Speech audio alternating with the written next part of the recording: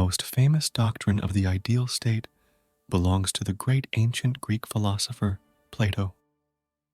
To understand the essence of views on the ideal state, it is necessary to know the essence of its philosophy as a whole. Plato considered it necessary to distinguish between ideas that have true existence, existing outside of time and space, and the things themselves, which are some kind of pale copies, embodiments of ideas. Regarding the state, what has been said means that Plato distinguished the state as an idea, a perfect ideal state existing in the world of ideas and really existing states. According to Plato, actually existing states should be transformed in such a way that they correspond to the ideal state, the state as an idea. Plato believed that an ideal state should be organized in accordance with the principles of justice.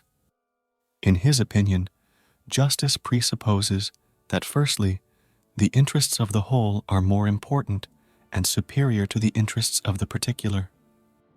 Secondly, the principle of justice means that each element of the whole must perform its inherent functions. In this regard, he divides the entire population of the ideal state into three classes: philosopher rulers, warriors, guards, and artisans and farmers. This class includes all people who are in one way or another connected with production. They are the bearers of the three main principles of the state: reasonable, wisdom, fierce, courage, and lustful. Justice lies in the fact that each of these classes fulfills its functions and does not interfere in the affairs of others. Plato believed that the upper class were philosopher rulers. A person must study philosophy for 54 years before he is allowed to govern the state. Philosophers rule not individually, but collectively. Rulers must make laws and enforce them. Guardians and warriors. They must protect, ensure external and internal security. They live in barracks all their lives and practice the art of war every day. Plato describes the life of this class according to the model of the Spartan state. Philosophers and guards are responsible for the safety and health of the ideal state. Therefore, Plato focuses on these classes.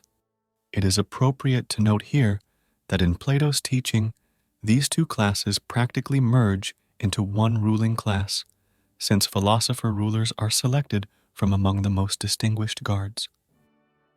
He calls philosopher rulers perfect guards, and guards assistants to rulers and guides of their views. Workers. These are those who are engaged in production: peasants, artisans, farmers. Plato even includes poets and artists in this class. The class of artisans and farmers performs important but still prosaic functions. Therefore, Plato says practically nothing about them in his teaching.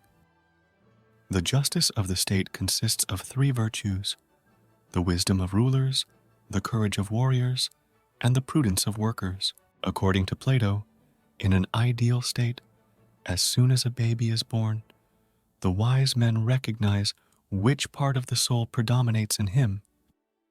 If the rational part of the soul predominates in a child, he is sent to study as a philosopher.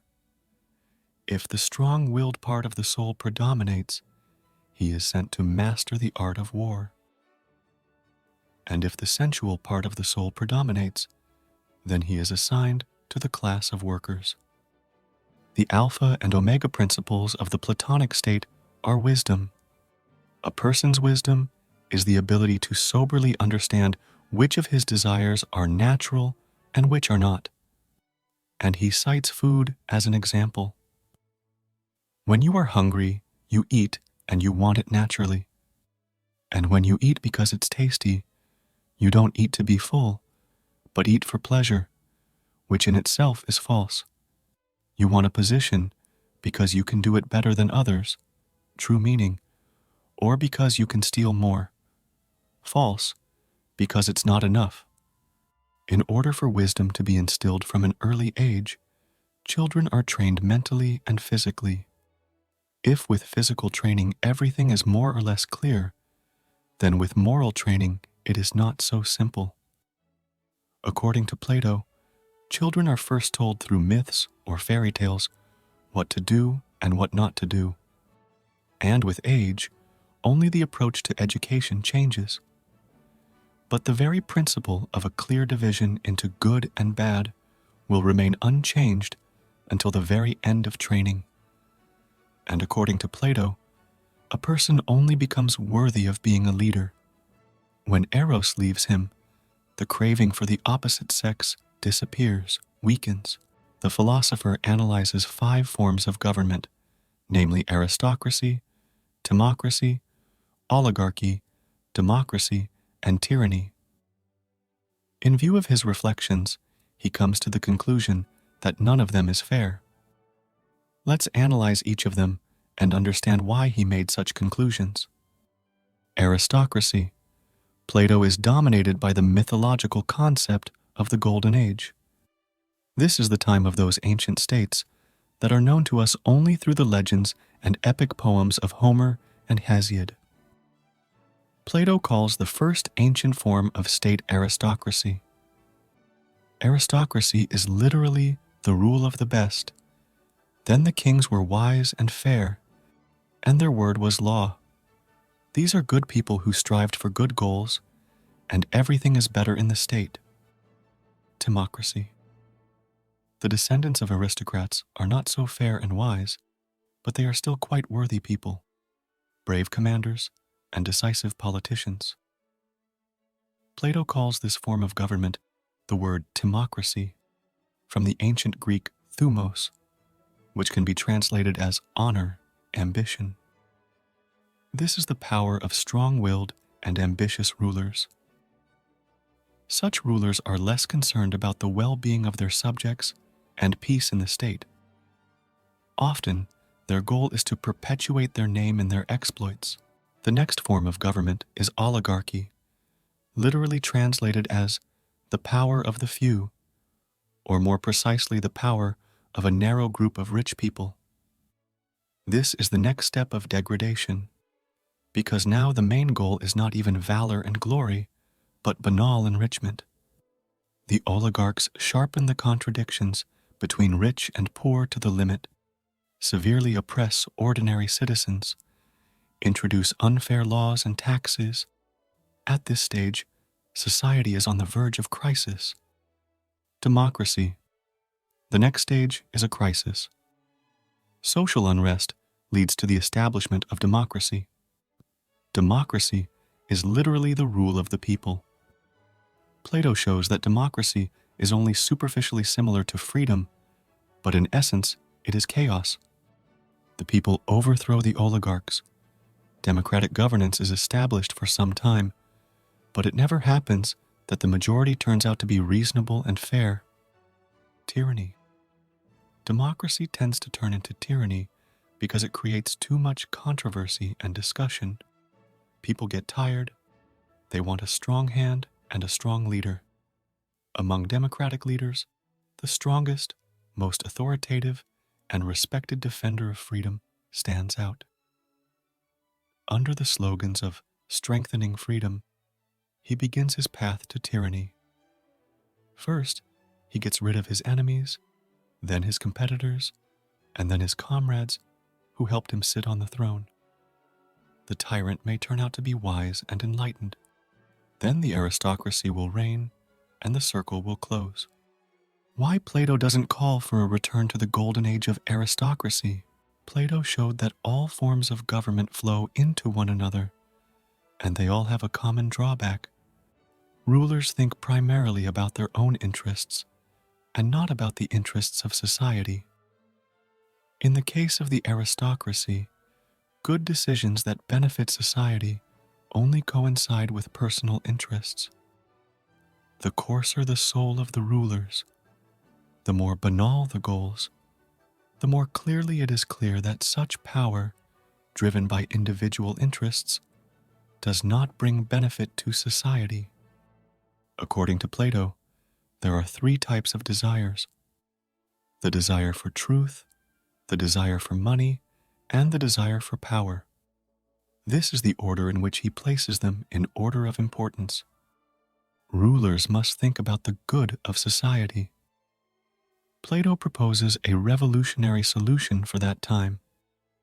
It is necessary to build a state in which the rulers will think about the good of society and not about their own. Justice, according to Plato, is not a trait of individual people, but of the state system as a whole. This is a state when public interests are put in first place and individual interests are relegated to the background. In particular, this means that in an ideal state, there should be no private property, because it gives rise to individualism. Mine and yours makes you think first of all about your own interests. Justice is a social virtue. Before Plato, all philosophers, including Socrates, believed that justice was simply one of the human virtues, along with courage, wisdom, and moderation. Plato says that among all the virtues, justice should stand apart, because it lies not in the individual, but in society as a whole. From here, Plato develops a very simple formula of justice. Justice is when everyone is in his place and busy with his own business. The most important and difficult question is why the ruling classes will devote their lives to serving the common good. This, according to Plato, is achieved by a number of conditions. Firstly, the division of labor. Plato says that every person cares most about what he loves, and he loves most when he believes that the benefit of the matter is also his personal benefit, and when he finds that the success of the matter coincides with his own luck. And true philosophers are precisely distinguished by the fact that they value truth, justice, and goodness most of all.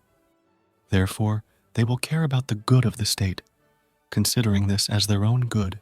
Secondly, the way of life that the guards live, says Plato, according to the saying, friends have everything in common. In particular, guards should not have private or even personal property. They eat and live together, as during military campaigns. They receive the necessary supplies from other citizens once a year in exchange for protecting them. They are not allowed to use gold and silver, even as ornaments. The fact is that the possession of property leads to discord and destruction of the unity of the guards. Thus, a specific way of life contributes to the formation of a sense of unity and cohesion. Thirdly, purposeful education. 2 points are important here. First of all, Plato draws attention to the role of social myth in the creation of an ideal state.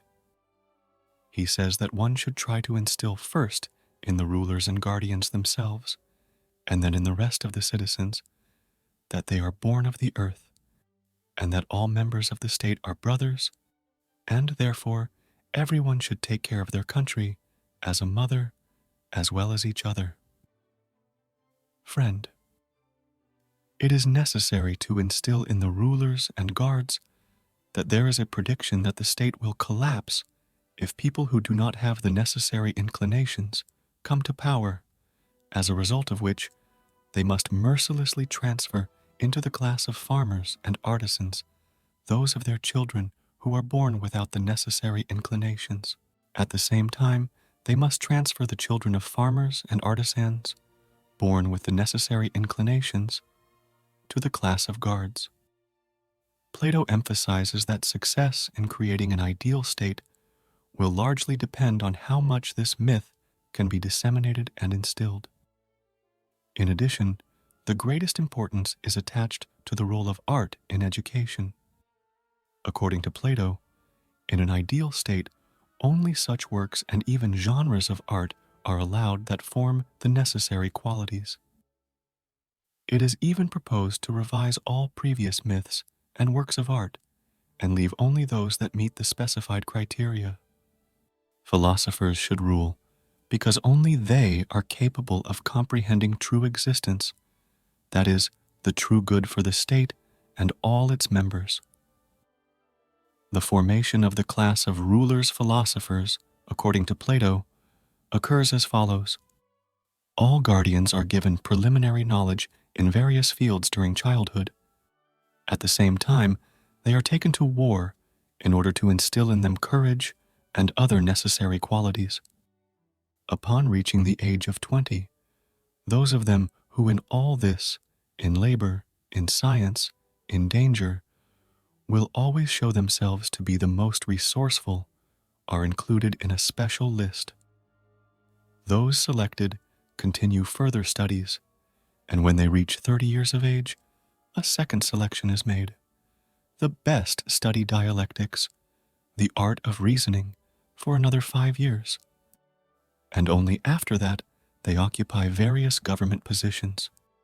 Plato understood that the ideal state should be closed and relatively small in size. It should be closed for the reason that any false values can disorient its population, and small for the reason that it is almost impossible to effectively control a large state. Plato said that the state can be increased only until it ceases to be united. Therefore, rulers and guardians must ensure that the state is neither too large nor too small. Plato believed that his ideal state could be realized. This can be done in 2 ways.